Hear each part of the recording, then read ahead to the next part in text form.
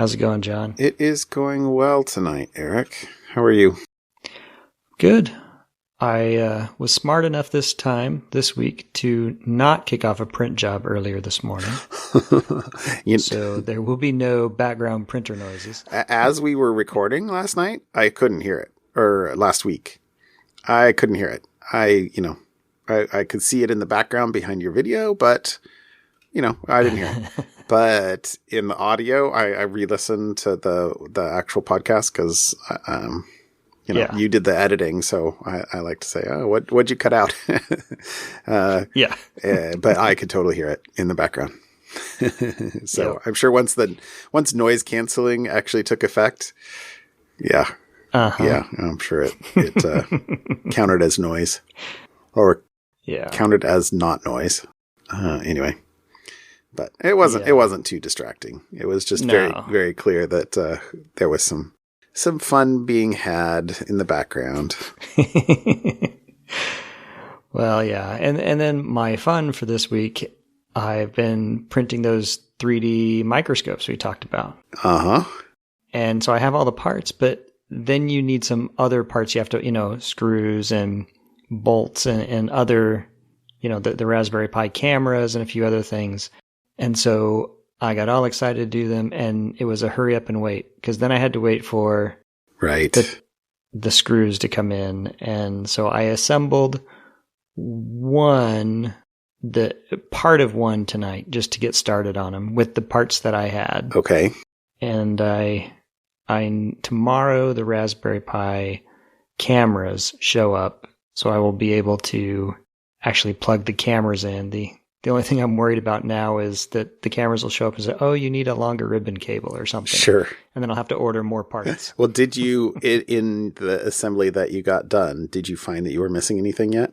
No. Oh, so I had all those parts. Lucky you. So. Because I had a similar, not similar, thing on Saturday where there was a project I wanted to do. It was at a friend's house, and so I actually texted him. I was like, do you mind if I come over and start that project just to get enough so I know what I need to go get at the hardware store? Which totally worked out exactly as anticipated, as in go over, get stuck, realize, okay, so this is not going to work without something else. And then I went and Well, the true test is see if you've learned anything. How many trips to the hardware store did you have to make? Okay. 2. I was totally hoping. I thought it was going to be 1. No, I was are you floating kidding you me? what I thought was a softball. No. You thought that you were not.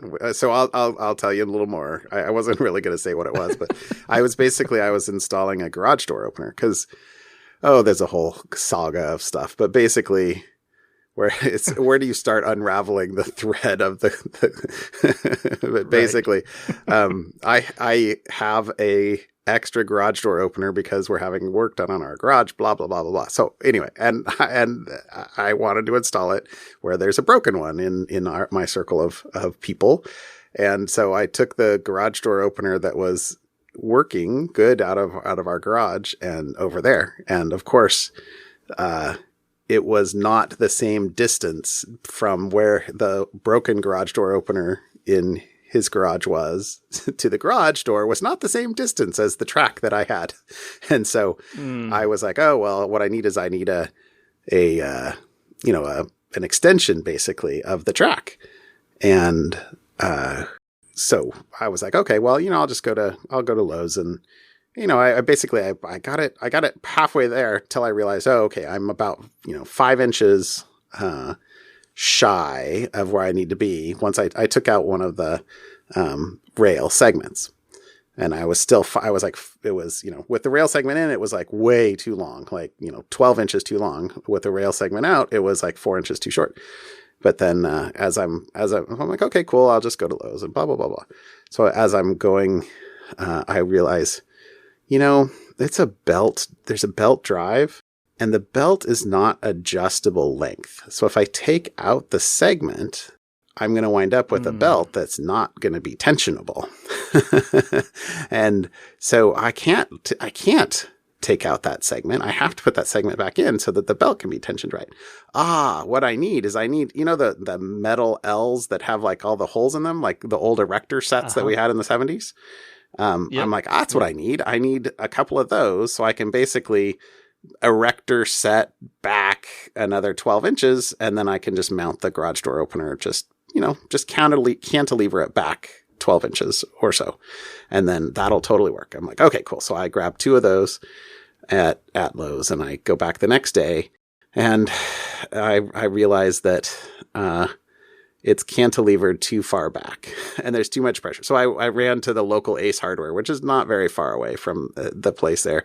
And I got 2 more pieces of that track so that I could screw another track up basically into another stud by basically 12 inches back farther. And then anyway, I got it working, but it did take me 2 trips because. So I was going to say, so you could have shortcut that whole thing and said, yeah, Eric, I only went to Lowe's once. Oh, well, okay. That's true. That would have been, you're honest. That would have been factually correct. And the spirit of the question, a lie. I cannot tell a lie. Anyway, but no, that was fun. It was fun. I got, then at the end of the day, the garage door worked perfectly. And, yay. That was good. But of course it took, an hour longer and an extra trip more to the store than I expected. Yeah. Check out this segue. Have you gone and seen the comet? I have not.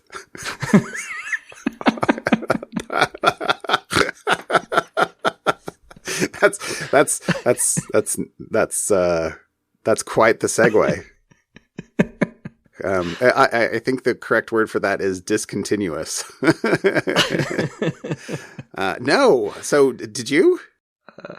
Yeah. So my boy, who's awesome. Big into weather and astronomy and all that kind of stuff already, he's been bugging me for a week. Dad, we need to go see the comet.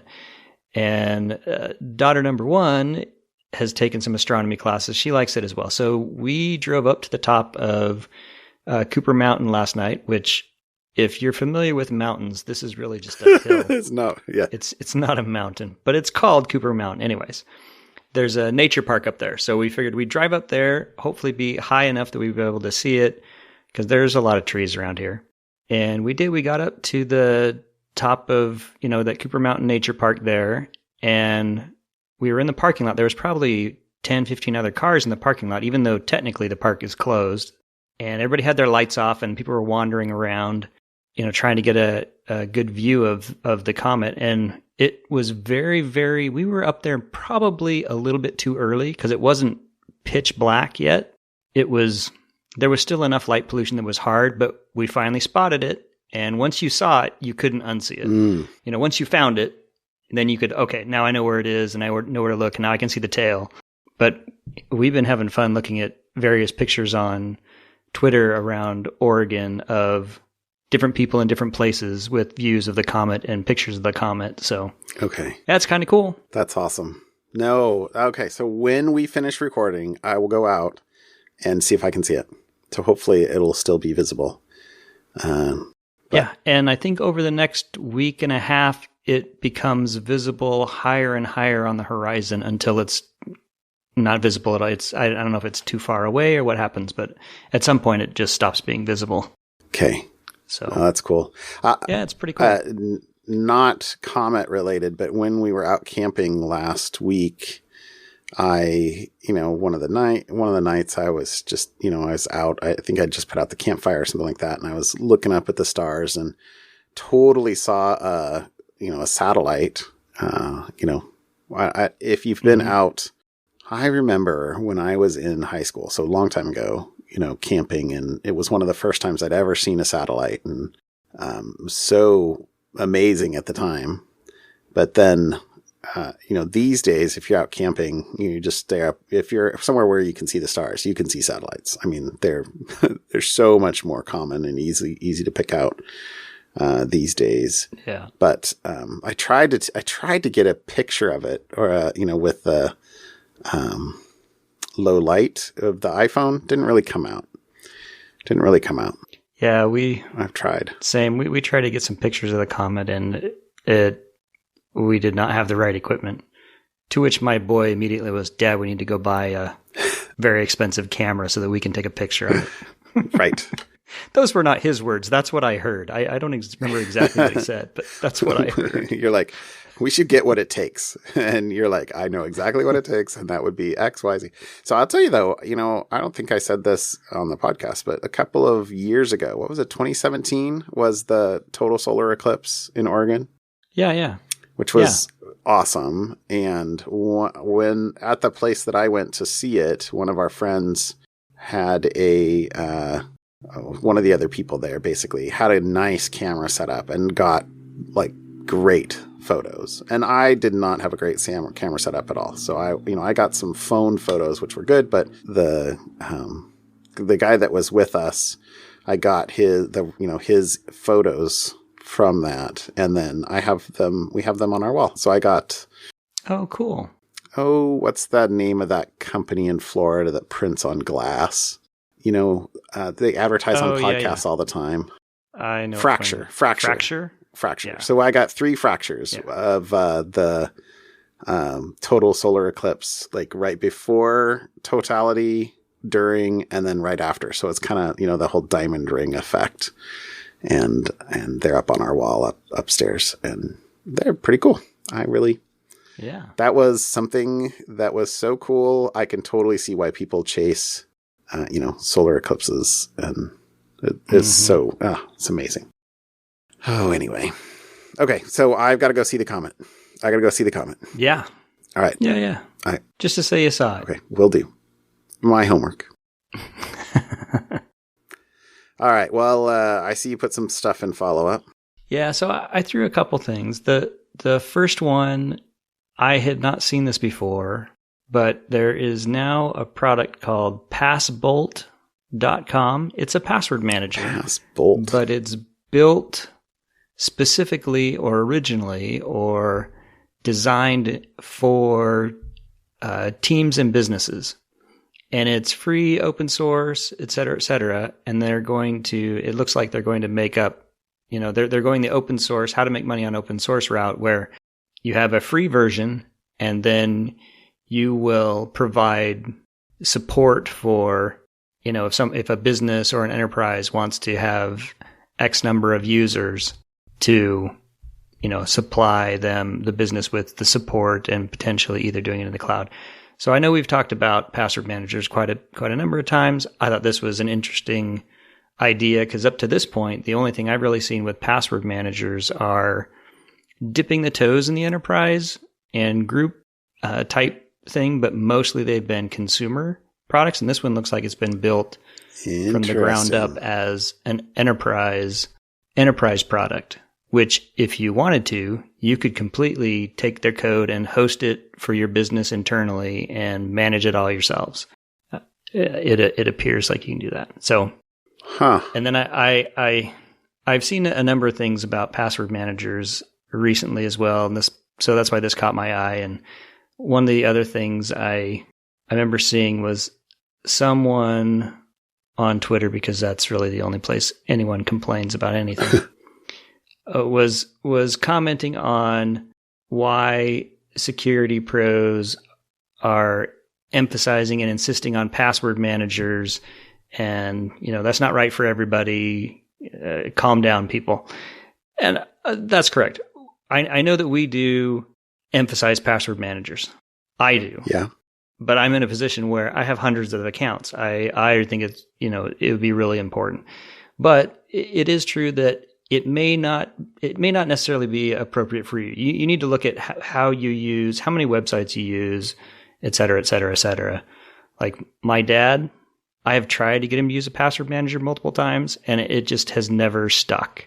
And he has a book, and he puts it in his safe, and it's a physical, handwritten book that has his passwords in it, and that works for him. So if I have implied that it's password managers or nothing, that's it's not a password manager, but you notice that Safari, at least on mobile and on the web, will suggest. I think Chrome does this too, and I don't know. I'm not in the Chrome like setting up passwords ecosystem, but right.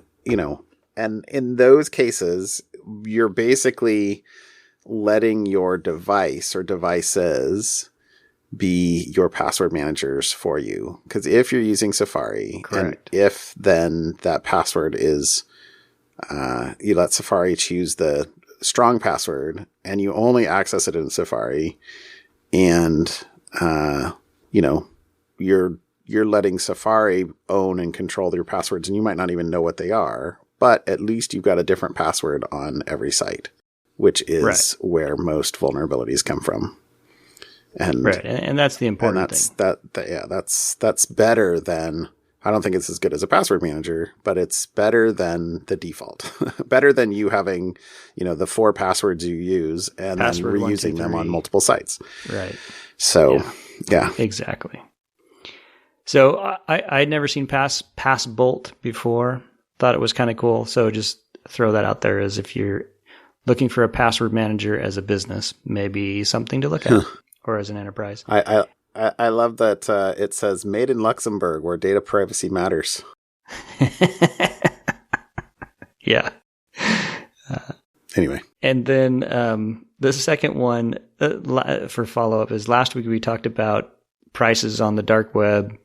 I think it was for a bank account, it was $70, and for an antivirus company account, it was $20. We couldn't figure out why. Anyways, I found another website that it's just some average dark web values. And so this is mostly just for FYI, or if you're interested in this thing, it has various chunks of cost on the dark web for credit card data, payment processing, forged documents, social media accounts, or other running malware or DDoS attacks, denial of service attacks. And so this one had pretty much the same difference, or the same price, apparently average price for online banking credentials. This one said the average was about $65, but it also had the caveat that the credentials for if you have about a minimum or have a minimum of $2,000 in the account, it'll sell for $65. And then some of the other ones, it had other details, like a stolen PayPal account was just shy of $200.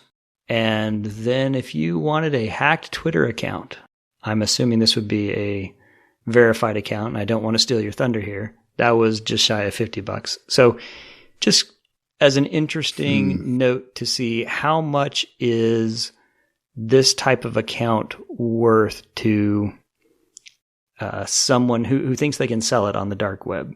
Interesting. How much they, in a free market, this is what they think they can get for it. Those were the 2 follow-up bits I had. Okay. Yeah, that's cool. There's a whole bunch of things on that list. I hadn't looked at that before. So it's interesting. There's a lot of things on there. Okay, well, let's keep on here. So I had one piece of follow-up too, which was to my comment about the jailbreak, iOS jailbreak from episode 129. So it must have been 7 weeks ago. We talked about, it was called Unc0ver with a 0 for the O. And it was a jailbreak. And the crazy thing about that at the time, I remember saying, it was weird that it worked prior to iOS 12 and after iOS 12, but not on specific versions of iOS 12. That seemed really odd. Yeah. And this is why. So this link here is to a guy or a person. I don't know if it's a guy or a gal on the Google Project Zero team that basically, once the app dropped, reverse engineered to figure out what the vulnerability was and disclosed it to Apple. And the title's actually "How to Uncover a 0-Day in 4 Hours or Less." So, and the blog post's pretty dang cool. he kind of walks through what his logic was and what he did. And the thing is that it's basically a regression. So there was a previous vulnerability called Lightspeed that was basically a race condition that could result in a double free of a pointer, and it was fixed in iOS 12, and so that's why the Unc0ver jailbreak didn't work in iOS 12 because this bug was fixed. But the way they fixed it in iOS 12 was to basically, since it was a double free, they basically just didn't free the pointer. So in where the race condition could have resulted in the free, they just commented out the free basically. And so the memory was never released, so it couldn't be released twice. And what happens when you don't release memory? You introduce a memory leak because, right, the memory is allocated and not released. And so that means that, at least in programmer speak, what that means is that if I allocate some memory and I use it, and then when I'm ready to get rid of it, I don't actually get rid of it, I kind of just like leave it hanging around, then it's the operating system still thinks it's in use, but my program isn't using it anymore. And then if I need some more, I go get some more. And then when I want to get rid of it, instead of freeing it and releasing it back to be used again, if I don't, then my memory over time will just grow and grow and grow and grow as those little bits of memory are never released back. That's what a memory leak is. Kind of like always adding new tabs in Chrome instead of closing your tabs. Oh, bite me. It's the same effect. I'll have you know that when we sit down to record the podcast, I have my left tab is like my root tab, and I always close all the tabs to the right, at least for podcast night, not on my normal browser. I'll tell you that. But anyway, so the crazy thing about this bug is that in iOS 13, somebody must have reported, oh, there's a memory leak here in this routine. We better go fix it. And they didn't fix it in the exact same way that it had been previously, but essentially it wound up being the exact same. They basically went and said, oh, we got to free this memory. So they reintroduced the race condition to free the memory. Right. And then the bug is there in iOS. So that's why there were, a few versions of iOS 12 that this jailbreak didn't work on. So to summarize, here's the quote. So to summarize, the Lightspeed bug was fixed in iOS 12 with a patch that didn't address the root cause and instead just turned the race condition double free into a memory leak. Then in iOS 13, this memory leak was identified as a bug and fixed by reintroducing the original bug, again, without addressing the root cause of the issue. And this security regression could have been found trivially by running the original POC from the blog post. So what that last part basically means is that, anytime you have a major fix like this, you should be creating a test that says, hey, does this condition manifest itself? And then that test gets added to your regression tests or automated test system. And then in the future, that the whole point of that is to keep that test around so that you don't reintroduce the same issue again. And clearly that did not happen, at least not in this case. So that's my follow-up on what was that Unc0ver thing from a few weeks back. And so presumably it's fixed now again, hypothetically, but I don't think we know yet whether it's really fixed or what if they just reintroduced the memory leak. The memory leak is back. I'm going to go with probably not. But anyway, the article's great. We'll put a link here in the show notes and you should check it out. Yeah. So anyway, enjoy. All right. What about a topic? Oh, I see what you brought. This is a pretty big week. Big week for security issues. Oh yeah. So this topic is a bug in Microsoft's DNS server, the Windows DNS server. It ended up being CVE 2020-1350 with a CVSS score of 10. So can't get any worse. On a scale of 1 to 10. Yes, where 10 is bad and 0 is benign. Yeah, yeah. So, and no, it doesn't go to 11. So what this bug actually was, the flaw was in pretty much all of Microsoft's DNS servers over the last many number of years. It says 17 years. So this is a bug that has been around for a very long time. And what it is essentially a buffer overflow issue. And it is due to how the DNS server parses the incoming query. And there's a write-up which we'll link. I mean, there's a lot of posts and blog posts about this, but we'll link to the Checkpoint research. Checkpoint Research is the one who found it and disclosed it to Microsoft. So they have the big detail explanation of what it is and how it happens.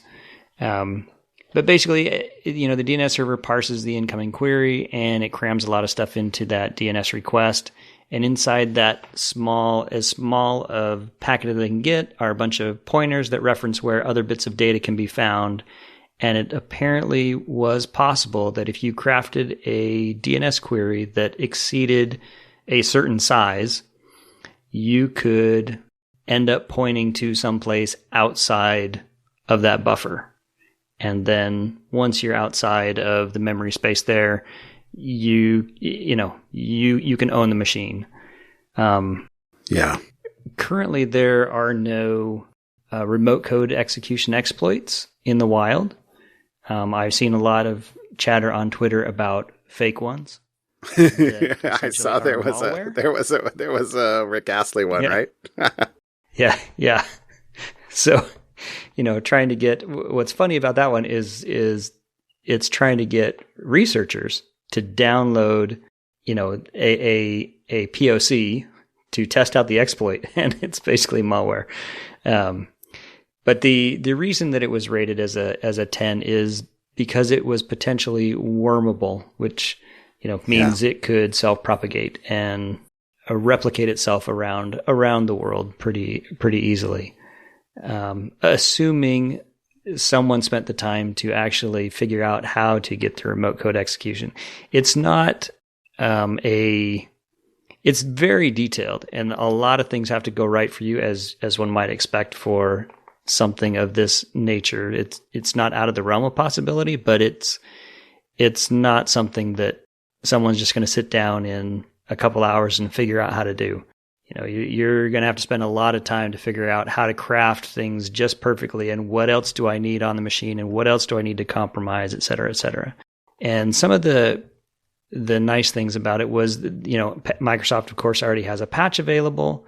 And then there are a number of other remedies that if you can't patch, there's IPS rules for your intrusion prevention product. If you have one, like if you're a company that's running your Windows DNS server on the internet for some reason, or publicly available for some reason, there are patches, including one very simple patch to just modify a registry key that tells you what the max packet size is of the DNS request you'll accept, which, as long as you just make it a little bit less than the maximum buffer size, it also apparently remedies this issue. So if you want the gory details, we'll link that Checkpoint article. But that was the exciting thing that crossed my eyeballs this week. That's something that kind of blew the whole world up a couple days ago. Mm-hmm. Was that just yesterday? Kind of like the thing that's blowing the whole world up right now. Okay, well, yeah, that's segue. Look at that. This is a night of segues. Okay. Okay, so you're right. So my topic, it was going on at least a couple hours ago. This afternoon is a Twitter hack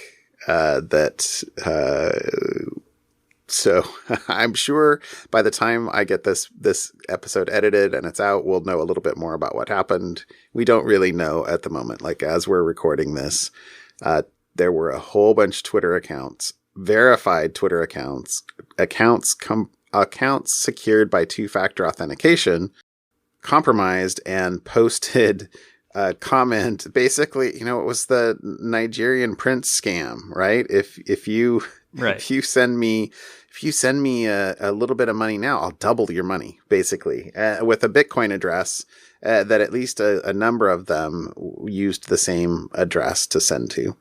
But there were a bunch of accounts compromised, including Elon Musk's, Joe Biden, Bill Gates, let's see, President Obama, Kanye West, Michael Bloomberg, Apple, etc., company accounts as well. But so there was it evidently came from, like I said, we haven't seen the final write-up. I expect there'll be something. The Jack Dorsey, who's the CEO of Twitter, wrote sent a tweet this afternoon saying, "Tough day for us at Twitter. We all feel terrible this has happened. We're diagnosing. We'll share everything we can when we have a more complete understanding of what happened." But it appears that there was an internal employee tool that was compromised to be used in the hack. So that's the suspicion why even accounts that claimed at least have two-factor authentication were compromised and were sending, these tweets that basically said, if you send me $1,000 in Bitcoin, I'll send you back 2,000. And why people would do that, I don't know. Yeah. But I think last I checked, it was up over $140,000 in Bitcoin that they had scammed people out of. Right. Okay. So I had written down 120K from the article, but yeah, there's the let's call it the nice thing about a blockchain like Bitcoin is that the blockchain is public, right? It's you can see what all the inflows have been to that Bitcoin address, and that Bitcoin address was posted in a whole lot of tweets this afternoon. So you can see what happened there. Yeah. Well, I see Twitter support, a couple hours ago, sent out a tweet saying, "We detected what we believe to be a coordinated social engineering attack by people who successfully targeted some of our employees with access to internal systems and tools. We know they used this access to take control of many highly visible, including verified accounts, and tweet on their behalf. We're looking into what other malicious activity may have been conducted, et cetera, et cetera." And they said they locked down. Yeah. Cause it was like, the have-nots were able to tweet while the haves, oh, right, the verified haves were not. Well, because as a mitigation factor, Twitter basically didn't allow any verified accounts to send tweets for a couple of hours this afternoon. Which there are worse things in this life than having your ability to tweet taken away, let's say, for a couple hours. But maybe that's a terrifying thing in some people's lives. I shouldn't judge. But yeah, so those of us who are unverified, we were fine. But the verified people were locked out of the social network for a couple of hours while Twitter kind of got their stuff together. Which was funny because they were able to retweet things. So oh, really? They were having, I don't know if you saw some of it, but there were a number of accounts, verified accounts that I followed that were retweeting words, because apparently there was some Twitter bot that started in 2007 and finished in 2014 tweeting every word in the dictionary. And so they would just go and retweet one word at a time.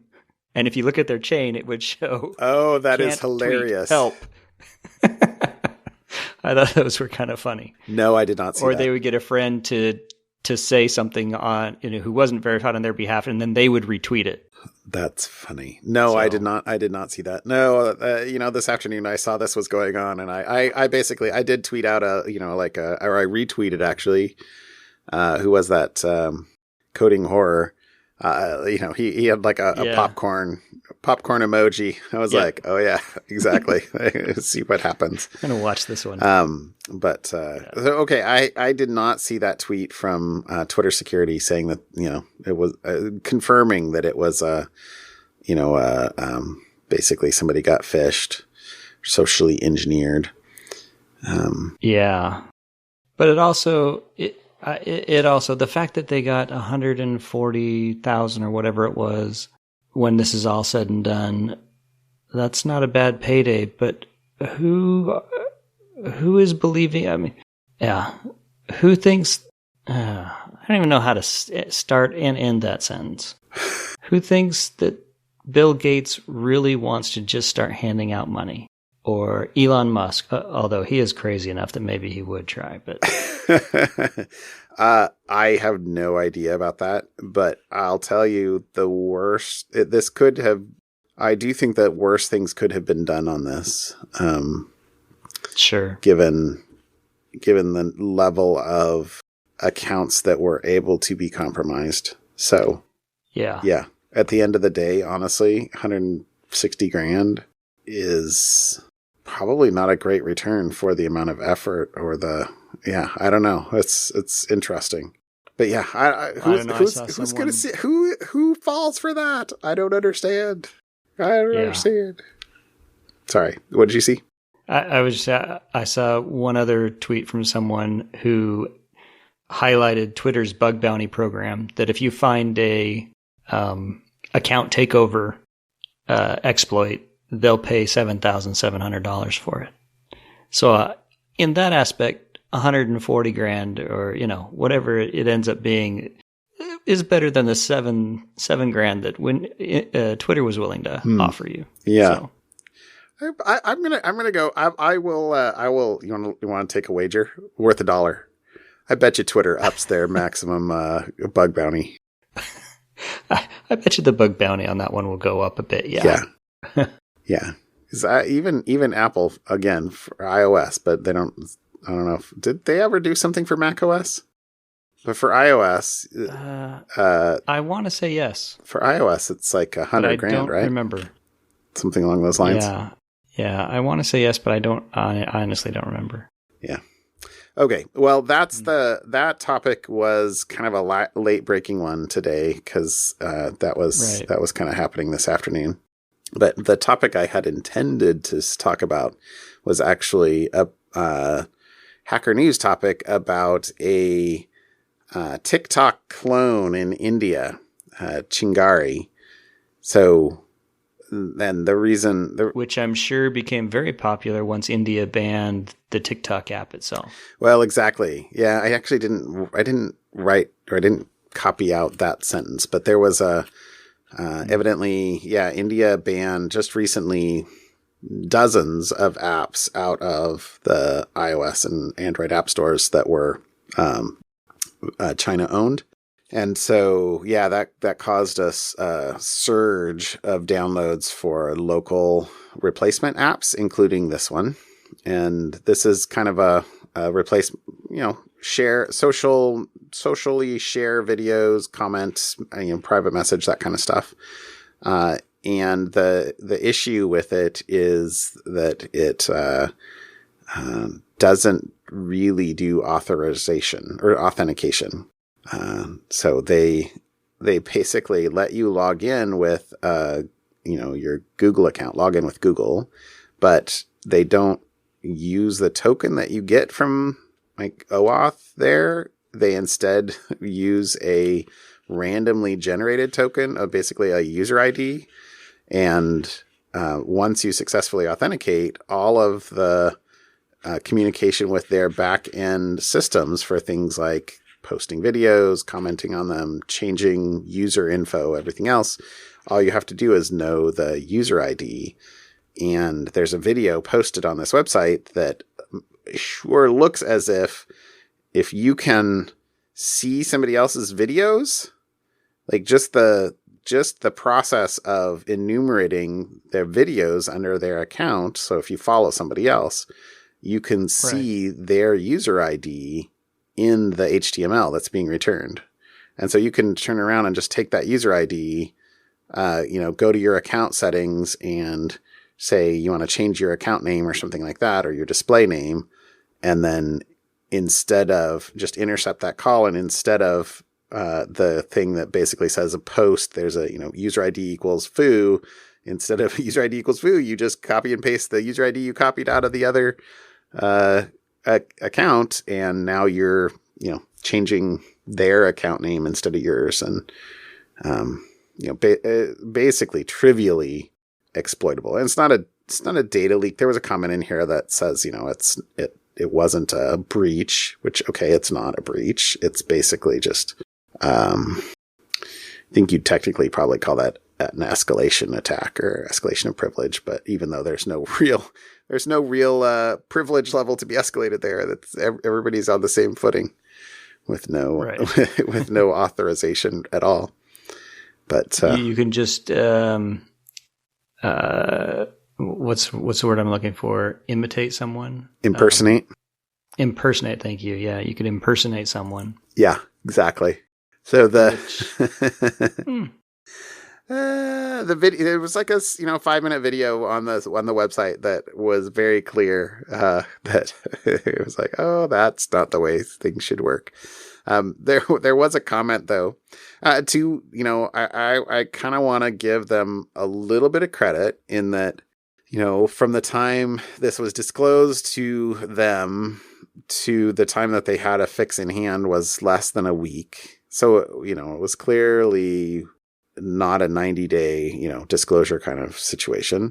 There was a quote I pulled out that said, company spokesperson told Hacker News, which is what this link was, that the Chingari team patched the vulnerability within 24 hours after researchers reported it to the company and have found no evidence of any misuse or data compromise. Good. Nice. That seems like the sort of reaction time you would expect. So that's in the trust side, but but verify, did they do it right? Because that was such an egregious flaw in the original logic that my inclination would be to not expect that the fix was done correctly. So I don't know. You don't want to throw stones at people that are clearly trying to react correctly. But in the trust but verify, I think some verification would be in order. I think so. That's fair. So, we'll see. But anyway, that was one that I saw this week that I thought would be interesting before the whole DNS and then the Twitter thing went on. That kind of were the big things this week. All right, we're quite a ways into this. How about something fun? What did you do fun this week? The thing that I pulled out for my something fun this week is a project. I'll call it a project. Okay. That a guy released public open source that he called a Pi Sniffer. And it's a Wi-Fi sniffer that's built on top of a Raspberry Pi Zero. Now, the Raspberry Pi Zero is like a third the size of a regular Raspberry Pi. It's not as powerful, but it has Wi-Fi. If you get the Pi Zero Wi-Fi, Pi Zero W, it'll have the Wi-Fi there. And with basically a Pi Zero W and the software that he wrote and this Adafruit OLED bonnet that you just drop on top of the Pi Zero header pins, you can use it as a very tiny pocket Wi-Fi snicker. It's late. Snicker. A pocket Wi-Fi sniffer. So you carry this around. You can decrypt the packets. You can change the antenna channels. You can see data on the Wi-Fi on this little tiny 128 by 60, I think, 128 by 64 screen, just for giggles. And so I don't have enough projects going on. I thought, well, this would be cool because I have an extra Pi Zero because I used my other one for my printer, my new printer, and I have this other one. I'm like, what would be fun? designing a case for this little thing because the blog post that it has is basically just the device is just all out there. It's just the raw, header and the Pi Zero. There's no case for it. I could design a case for it. So in the things that I have been ordering, as I've been ordering stuff for my microscopes, I ordered one of these bonnet things. So I'm still waiting for that to show up. And I thought, well, I'll actually try to build this. So I don't know if I'll actually use it, but it'd be a fun little project to build a little pocket Wi-Fi sniffer and see what it can do. That's my something That's pretty fun. cool. A little hacking project. That's pretty cool. All right. Okay. Well, let me know. I mean, you know what? Yeah, it seems fun. I don't really go around sniffing people's Wi-Fi, but neither do I. It would be fun. Okay, but it would be fun to build. Yeah, and it's a cute little screen. That little bonnet looks exactly. That's a cute little screen. And what are the? It's a power core, basically, just like a little battery. Yeah, so you can power it with he has some suggested batteries, and there's one that actually is Raspberry Pi Zero size and shaped that is a rechargeable lithium-ion battery. I have a number of those little tiny batteries already. I thought, well, I can design a case for it with whatever battery I decide to plug it into. But, exactly. One of those little stick batteries or anything like that. Yeah. You could attach to it and power it because it draws just not very much power at all. So I thought it'd be a fun little project. I need to get back to one of my Pi projects. Okay. Yes. So much stuff. I need to finish more projects. Okay. Don't start another one. I like starting projects. I don't do very good at finishing them. Well, you and me both. That's my problem. You and me both. I've got so many. Mine aren't generally these little projects though. They're these big, like, Oh, that's another thing we did this weekend. I forgot. A friend of mine rented an excavator and called me up Friday night and said, "Hey, I have an excavator for the weekend. Do you have any projects?" And I was like, "Oh, yes, totally." Anyway, that was fun. Okay. What? Yeah, totally.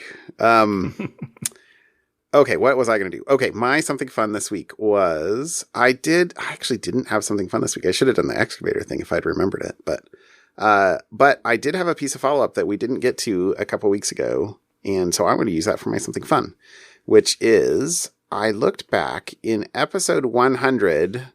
I think my something fun was the fast and free music separation with machine learning, right? So this was, if you go back and look, episode 100, what was it called? Give it some more shrift.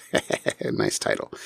But there was a waxy.org link for an open source project that would separate vocals from the beat from the other instruments in, an MP3, which is totally cool, I thought, and is. But so this, I saw a couple of weeks ago, there's the iPad app called Algoriddim, which with 2 Ds, which is basically a DJ app, I guess. I am not a DJ. Okay. But essentially in this app that you can, for any of the music you're playing as a DJ, I guess, they have 3 sliders, one for the beat, one for the instruments, and so drums, basically, instruments and vocals. And you can raise or lower in real time whether you want them included in the music. And it basically extracts one of those 3 things, the drums or the vocals at the, from what's coming out. So pretty cool. Because I went back and I relooked at the waxy.org post, which said that the removal was done faster than real time, right? So you could process oh gosh, I don't remember what the numbers was, but it was something like you could process 5 times faster than real time. So if it's a 3-minute song, or if it's a 5-minute song, it would process it in 1 minute. So basically it's fast enough that you could presumably do it, with a little bit of a look ahead buffer, and then dynamically take them in and out, which is kind of cool. And there's a little, 20-second video in the link that I'll post here that is kind of a marketing video for this app, but that shows them raising and lowering the sliders for the different things. So anyway, I thought that was pretty cool. And I don't know that they use the same technology under the hood, but that, certainly seems like it could be powered by the same free track separation that I had mentioned before. Anyway, I thought that was cool. I don't know if you checked that out. I was just trying to look it up, and it's the app is going the way of most things these days. It's a subscription app. It's not like I can buy the app and use it. I buy a subscription to use the app. Everything's a subscription these days. Yeah, because I thought, that might be worth some. There was some number in my head as to just go play with and see what it worked. And I'm like, I don't know if I want to subscrive. Yeah, no, I don't think I would use it that much. I would probably use it for a week to play around with it, and then I'd move on. Exactly. And forget that I was subscribed and spend money, and then months later discover, what's this charge? Well, so the fun part of this is just the existence of it. I didn't subscribe to it. Yeah. And in the Twitter thread, there was a whole bunch of, as per normal, you'd expect, complaints. There was complaints that said, where's the Mac OS version? There's complaints that said, why is the Android version so far out of date? And there were complaints that said, for example, now when will you support Apple Music? And that last one, if that implies to me that you have to load the music you're going to play into this, aka you're back twiddling MP3s again or something like that, which is not, I don't really want to go back to 1998. So, right. Yeah. So anyway, who knows? But it's cool that these sorts of things exist in the world. That's what I think. That's cool. What I think. So, anyways, okay, good stuff. Let's call it a show. All right. Have a good night, John. All right, you too, Eric. Talk to you next week. Bye. Bye.